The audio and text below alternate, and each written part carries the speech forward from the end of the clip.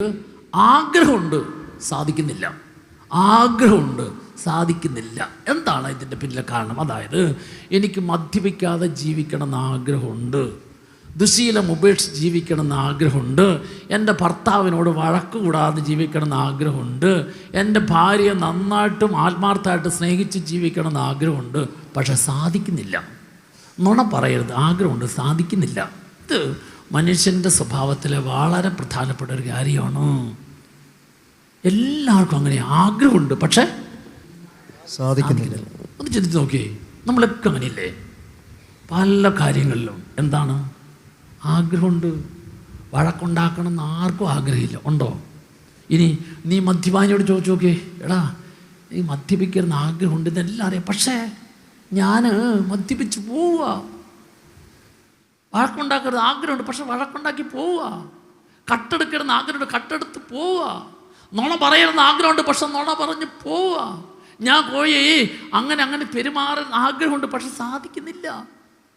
മനസ്സിലാക്കുക, ആഗ്രഹമുണ്ട്, സാധിക്കാത്തതിൻ്റെ കാരണം ഏതോ നാളുകൾ സംഭവിച്ച മനസ്സിൻ്റെ മുറിവാണ്. ഇപ്പം എങ്ങനെ കിട്ടും? നിനക്ക് ഏതൊക്കെ കാര്യങ്ങളാണ് ആഗ്രഹമുണ്ട്, സാധിക്കുന്നില്ല? അതിന് നീ ഈശോയുടെ മുമ്പിൽ, അതായത് ഈ സാധിക്കാത്തതിൻ്റെ പിന്നിലെ കാരണത്തെ നീ ഏറ്റെടുത്ത് എനിക്ക് സൗഖ്യം നൽകണേ. ഹല്ലേലൂയ. അതിന് ഒരു പ്രധാനപ്പെട്ട കാര്യമാണ്, അതിലൂടെ ഒരു പൈശാചിക ശക്തി കടന്നു വന്നിട്ടുണ്ട്. ഈ പൈശാചിക ശക്തി ആഗ്രഹമുണ്ട്, സാധിക്കുന്നില്ല എന്നതിലേക്ക് നയിക്കും. ഡിവൈൻ ധ്യാന കേന്ദ്രത്തിൽ 6ാമത്തെ പ്രാവശ്യം ധ്യാനിക്കാൻ വന്നൊരു സഹോദരൻ 6ാമത്തെ പ്രാവശ്യം ധ്യാനിക്കാൻ വന്നപ്പോഴും അല്പം മദ്യപിച്ചിട്ടുണ്ട്. അവൻ ഈ അല്പം മദ്യപിച്ചിട്ടാണ് അവൻ 6ാമത്തെ ധ്യാനത്തിൽ വന്നത്. എന്നെ കണ്ടപ്പോൾ എന്നോട് പറഞ്ഞു, അച്ഛാ, ഞാൻ വർഷങ്ങളായിട്ട് മദ്യപിക്കുന്ന സ്വഭാവം ഉണ്ടായിരുന്നു. ഏറ്റവും ആദ്യം ഞാൻ ധ്യാനിക്കാൻ വന്നു. ആ ധ്യാനത്തിൽ വെച്ച് ഞാൻ പരിപൂർണമായിട്ട് മദ്യപാനം ഉപേക്ഷിച്ചു. 2 വർഷം പിന്നെ മദ്യം തൊട്ടിട്ടില്ല, നന്നായിട്ട് ജീവിച്ചു. പക്ഷേ ഞാൻ വീണ്ടും പോയി. ഞാൻ വീണ്ടും ധ്യാനിക്കാൻ വന്നു. ധ്യാനത്തിൽ വെച്ച് തീരുമാനിച്ചു, മദ്യപിക്കാൻ തീരുമാനിച്ചു, തിരിച്ചു പോയി. പക്ഷേ 2ാമത്തെ പ്രാവശ്യം 1 വർഷം നിൽക്കാൻ പറ്റുള്ളൂ. ഞാൻ വീണ്ടും തിരിച്ചു പോയി, നന്നായിട്ട് ജീവിച്ചു. പക്ഷെ 6 മാസം 3ാം പ്രാവശ്യം, 4ാം പ്രാവശ്യം 2 മാസം, 5ാം പ്രാവശ്യം 1 മാസം മുമ്പ് ധ്യാനം കൂടി പോയതാണ്. വീണ്ടും പോയി. അപ്പം നിങ്ങൾ മനസ്സിലാക്കണം, ഏത് തെറ്റിലാണോ, പാപത്തിലാണോ, ദുശീലത്തിലാണോ ആവർത്തിച്ച് വീണ് പോകുന്നതിലൂടെ 2 കാര്യമുണ്ട്. ഒന്ന്, മനസ്സിനേറ്റ മുറിവ് പൂർണ്ണമായിട്ട് സുഖപ്പെട്ടിട്ടില്ല. 1. 2ാമത്തെ കാര്യം, ഈ ആവർത്തിച്ച് ചെയ്തു പോകുന്നതിലൂടെ കടന്നു വരുന്ന ഒരു പൈശാചിക ശക്തിയുണ്ട്. ഈ പൈശാചിക ശക്തി എന്നിൽ നിന്ന് വിട്ടുപോയില്ലെങ്കിൽ ഇത് എന്നെ പല വിധത്തിലുള്ള തടസ്സങ്ങളിലേക്ക് നയിക്കും. അതുകൊണ്ട് എൻ്റെ തീരുമാനത്തിൽ എനിക്ക് വിജയിക്കാൻ സാധിക്കണമെങ്കിൽ എന്നെ വിജയിപ്പിക്കാതിരിക്കാൻ കടന്നു വരുന്ന പൈശാചിക ശക്തി എന്നിൽ നിന്നും പൂർണ്ണമായിട്ട് വിട്ടുപോകണം. ഈ പൈശാചിക ശക്തി എങ്ങനെ കടന്നു വരും? നിന്റെ മനസ്സിൻ്റെ മുറിവ് സുഖപ്പെടാതെ കടന്നു കഴിഞ്ഞാൽ അതിലൂടെ പൈശാചിക ശക്തി കടന്നു വരും. അപ്പം എനിക്ക് മനസ്സിലായി, ഇവനിൽ വിട്ടുമാറാത്ത, സുഖപ്പെടാത്ത ഒരു മുറിവുണ്ട്. ആ മുറിവിലൂടെ ഒരു പൈശാചിക ശക്തിയുണ്ട്. ഞാൻ അവന് വേണ്ടി പ്രാർത്ഥിച്ചപ്പോൾ, ഏത് കാര്യമാണെങ്കിലും പിന്നീട് എന്തെങ്കിലും ഒരു അടയാളം കർത്താവ് തരും. അപ്പം ഞാൻ അവന് വേണ്ടി പ്രാർത്ഥിച്ചപ്പോൾ എനിക്ക് കിട്ടുന്ന ഒരു റോസൽ ടീച്ചർ എന്ന പേരാണ്. അതായത് റോസൽ ടീച്ചറും ഇവൻ്റെ വിട്ടുമാറാത്ത ഈ മദ്യപാന ദുശീല സ്വഭാവം തമ്മിൽ ബന്ധമുണ്ട്. അപ്പം ഞാൻ അവനോട് സംസാരിച്ചപ്പോൾ അവനെ 10ാം ക്ലാസ്സിൽ കണക്ക് പഠിപ്പിച്ച ടീച്ചറിൻ്റെ പേരാണ് റോസൽ ടീച്ചർ. ഇവന് മറ്റ് വിഷയങ്ങളൊക്കെ നന്നായിട്ട്, കണക്ക് വളരെ ബുദ്ധിമുട്ടാണ്. അപ്പോൾ ഉണ്ടല്ലോ, 100% വിജയമുള്ള സ്കൂളാണ്. 100% വിജയമുള്ള സ്കൂൾ 10ാം ക്ലാസ്സിലാണ്. ഇവന് മാത്രമേ കണക്കിൽ കുറവുള്ളൂ. ഇവനെക്കുറിച്ച് മാത്രമേ റോസൽ ടീച്ചർക്ക് സംശയമുള്ളൂ. ഇവൻ തോറ്റാൽ സ്കൂളിൻ്റെ 100% വിജയം പോകും. അതുകൊണ്ട് എന്തറിയോ, 10ാം ക്ലാസ് ആരംഭം മുതൽ ഇവനെ നന്നായിട്ട് ടീച്ചർ രക്ഷപ്പെടുത്താവുന്ന പഠിപ്പിച്ചു. എപ്പോൾ ചോദ്യം ചോദിച്ചാൽ ഇവനോട് ചോദിച്ചു. 10ാം ക്ലാസ്സിലെ പോർഷൻ മുഴുവൻ തീർത്തു. 2 മാസം കൂടെ പരീക്ഷയ്ക്കുണ്ട്. എല്ലാ പോർഷനും തീർത്തിട്ട് 2 ആഴ്ചത്തെ സമയം കൊടുത്തു. 2 ആഴ്ച കഴിയുമ്പോൾ അടുത്ത ക്ലാസ്സിൽ ചോദ്യം ചോദിക്കും. അതെ, എല്ലാം പഠിപ്പിച്ചു. 2 മാസം കൂടെ ഉണ്ട്. 2 ആഴ്ച പഠിക്കാനായിട്ട് പിള്ളേർക്ക് സമയം കൊടുത്തു. 2 ആഴ്ച കഴിഞ്ഞ് ആദ്യത്തെ ദിവസം ടീച്ചർ ക്ലാസ്സിൽ വന്നു. ഇവൻ്റെ പേര് ജോസ് എന്ന. ആദ്യത്തെ ചോദ്യം ജോസിനോടും ടീച്ചർ ചോദിച്ചു, ജോസിന് കിട്ടുന്നില്ല. ടീച്ചർക്ക് ദേഷ്യം വന്നു, ടീച്ചർ തല്ലി. അന്നത്തെ സമയം തല്ലി. ഇപ്പം 45 വയസ്സ്, 10ാം ക്ലാസ്സിൽ 15, വയസ്സിൽ 30 വർഷം കഴിഞ്ഞു. 30 വർഷം മുമ്പ് സംഭവിച്ചതാണ്. ടീച്ചർ എന്ത് ചെയ്തു? അടുത്തത് ജോസിനെ ബെഞ്ചിൻ്റെ മുകളിൽ കയറ്റിയിരുത്തി. ടീച്ചർക്ക് ദേഷ്യം വന്നു. കാരണം എന്ന് വെച്ചാൽ 100% വിജയം. കണക്ക് പരീക്ഷയ്ക്ക് ഒരാൾ തോറ്റാൽ ആ സ്കൂളിൻ്റെ വിജയ ശതമാനം മുഴുവൻ മൂലം പോവും. അപ്പോൾ വിഷയം ടീച്ചർ അടുത്ത തീരുമാനം എന്താ അറിയോ? നീ അപ്പനെയും കൊണ്ടൊന്ന് അപ്പനെ കൊണ്ടുവരാതെ ക്ലാസ്സിൽ കയറ്റിയല്ല, ഇറങ്ങിപ്പോക്കൂ. ഇറക്കി വിട്ടു. ജോസിൻ്റെ അപ്പൻ കടുത്ത മദ്യപാനി. ജോസ് പഠിച്ചാലെന്ത്, പഠിച്ചില്ലെങ്കിലെന്ത്, പരീക്ഷ എഴുതിയാലെന്ത്, ജയിച്ചില്ലെങ്കിലെന്ത്, ഒരു താല്പര്യമില്ല. അപ്പോൾ അതുകൊണ്ട് ജോസ് അപ്പനോട് ചെന്ന് അപ്പൻ വന്നാലേ ക്ലാസ്സിൽ കയറ്റുള്ളൂ എന്ന് പറഞ്ഞാൽ അപ്പൻ വരികയില്ലെന്ന് മാത്രമല്ല, വീണ്ടും അപ്പൻ്റെ നല്ല രീതിയിൽ ശിക്ഷ കിട്ടും. ജോസ് അതുകൊണ്ട് മിണ്ടിയില്ല. എന്ത് ചെയ്യുന്നറിയാവോ? എല്ലാ ദിവസവും പതിവ് പോലെ രാവിലെ സ്കൂളിൽ വീട്ടിൽ നിന്ന് പോരും, എവിടെയെങ്കിലുമൊക്കെ കറങ്ങി നടക്കും, വൈകുന്നേരം തിരിച്ചെല്ലും. അങ്ങനെ അവൻ കുറച്ച് ദിവസങ്ങൾ ക്ലാസ്സിൽ കയറുന്നില്ല. അവൻ ഓരോ ദിവസം ക്ലാസ്സിൽ കയറാത്തപ്പം വിഷമം കൂടുതലാണ്. എന്ത് ചെയ്യുന്നറിയാമോ?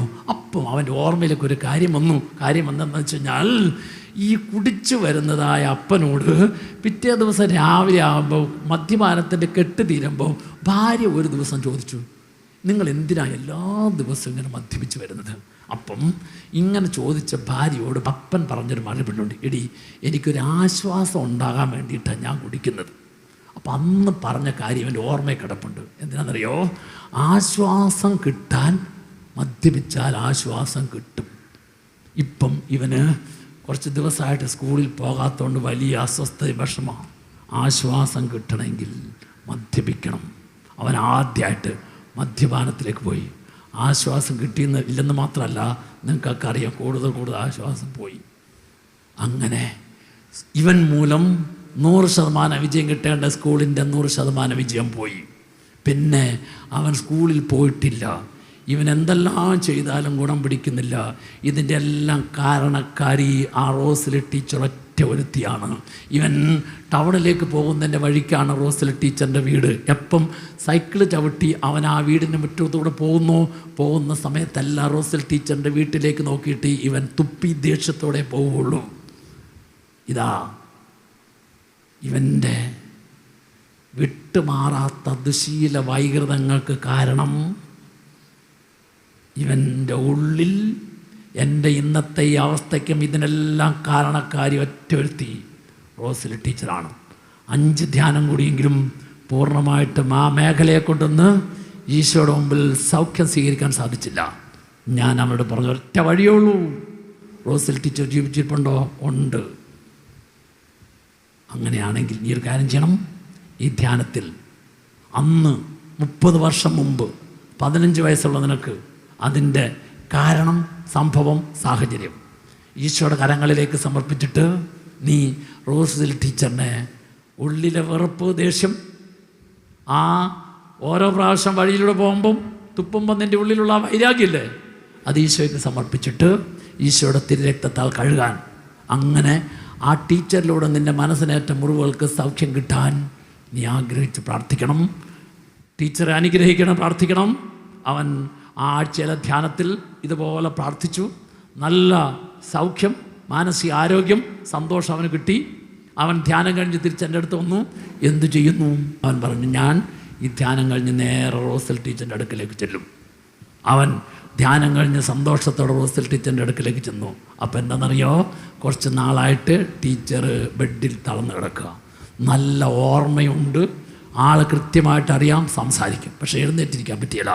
ഇതാ ഈ റോസൽ ടീച്ചർ കിടക്കുന്ന റോസൽ ടീച്ചറിൻ്റെ കാൽപാദത്തിൽ ഇരുന്നിട്ട് ഈ റോസൽ ടീച്ചർ കാലിൽ പിടിച്ച് ഈ ജോസ് കണ്ണീരോടെ മാപ്പ് ചോദിക്കുക.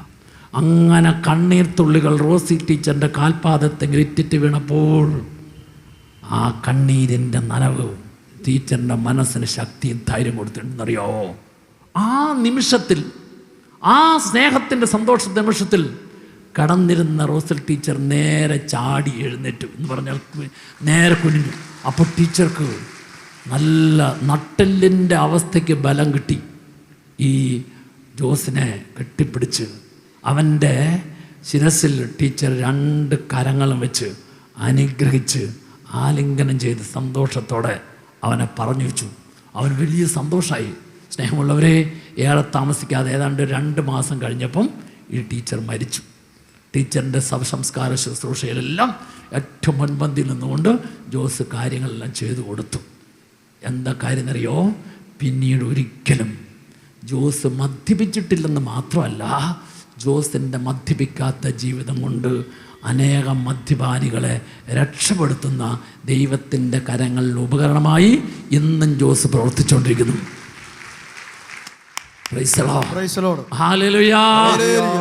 ഞാനും നിങ്ങൾ മനസ്സിലാക്കണം, ആഗ്രഹമുണ്ട്, സാധിക്കുന്നില്ല. ഈ സാധിക്കാത്ത ഏതെല്ലാം കാര്യമാണോ അതിൻ്റെ പിന്നിൽ ഒന്ന് മനസ്സിൻ്റെ ഒരു മുറിവുണ്ട്. ആ മുറിവിലൂടെ കടന്നു വരുന്ന ഒരു പൈശാചിക ശക്തിയുണ്ട്. നീ ഏത് തെറ്റ്, ഏത് പാപം, ഏത് ദുശീലം, ഏത് തിന്മ പ്രവൃത്തി ആവർത്തിച്ച് ചെയ്താൽ, ആവർത്തിച്ച് ചെയ്യുന്നതിലൂടെ നിന്നിലേക്ക് കടന്നു വരുന്ന ശക്തിയുടെ പേരാണ് പൈശാചിക ശക്തി.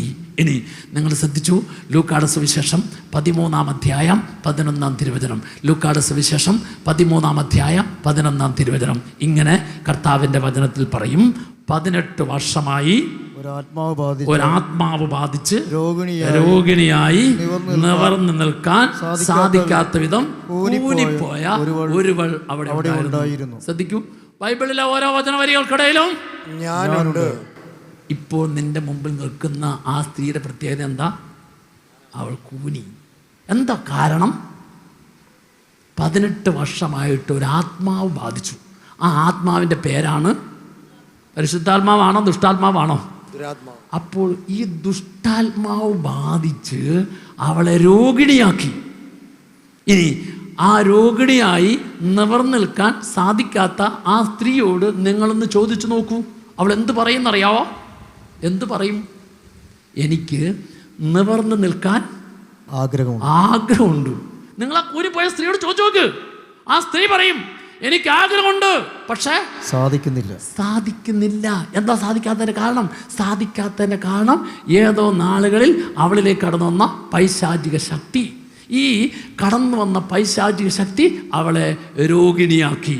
ഈ കടന്നു വന്ന പൈശാചിക ശക്തി എൻ്റെ കുടുംബത്തിൽ പല വിധത്തിലുള്ള തടസ്സങ്ങൾ, വിവാഹ തടസ്സം, ജോലി തടസ്സം, വസ്തു വിൽക്കുന്നതിനുള്ള തടസ്സം, അതുപോലെ തന്നെ വീട് പണിയാൻ തടസ്സം, വ്യത്യസ്തമായ തടസ്സങ്ങളുടെ എല്ലാം പിന്നിൽ ഏതോ നാളുകളിൽ കടന്നു വന്ന പൈശാചിക ശക്തിയുടെ ബന്ധനമുണ്ട്.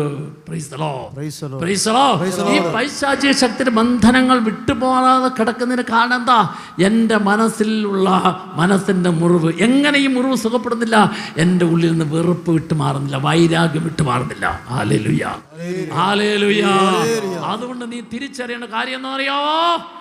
ആഗ്രഹമുണ്ട്, സാധിക്കുന്നില്ല എന്നതിൻ്റെ പിന്നിൽ 2 കാരണങ്ങൾ. ഒന്ന്, ഏതോ നാളിൽ മനസ്സിനേറ്റ മുറിവ്. ആ മുറിവ് മൂലം ആവർത്തിച്ച് ചെയ്തു പോകുന്ന പാപം, ആവർത്തിച്ച് ചെയ്തു പോകുന്ന ദുശീലം, വിട്ടുമാറാൻ പറ്റാത്തതായ ചില പാപത്തിൻ്റെ പ്രവൃത്തി. ഈ പാപത്തിൻ്റെ പ്രവൃത്തികളിലൂടെ കടന്നു വരുന്ന പൈശാചിക ശക്തി നിന്റെ ജീവിതത്തിൽ പല വിധത്തിലുള്ള തടസ്സങ്ങൾ ഉണ്ടാക്കുന്നു. അപ്പോൾ 2 കാര്യം നിനക്ക് കിട്ടണം. ഒന്ന്, കാരണമായി തീരുന്ന മനസ്സിൻ്റെ മുറിവ് സുഖപ്പെടണം. 2, ആവർത്തിച്ച് ചെയ്തു പോകുന്ന പാപത്തിലൂടെ കടന്നു വരുന്ന പൈശാചിക ശക്തിയുടെ ബന്ധനത്തിന് വിടുതൽ കിട്ടണം.